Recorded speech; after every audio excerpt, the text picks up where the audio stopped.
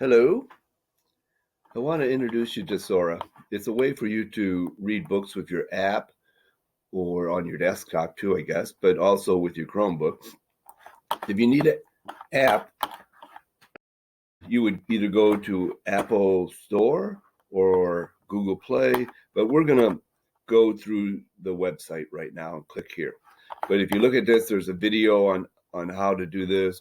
Also, a couple other things about how to choose a book, but let's go straight to the store.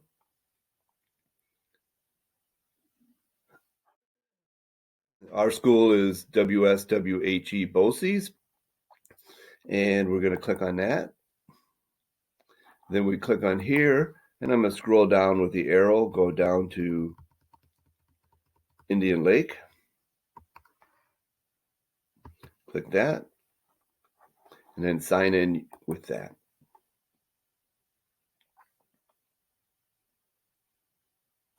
Use your Google account name, the ILCS one.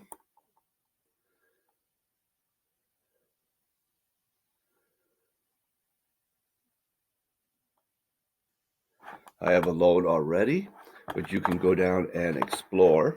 Come on, mouse move. Set up some preferences if you like by clicking over here. I have ebooks, but you could change that to any books or say audiobooks. I keep it on available books because I really only want to find what they have available at the time. And I'm going to search for that. And we have collections over here. We also have a little window up here for different things. You can add a public library, download a section, hold a section, and click out of that. And let's go to the collections.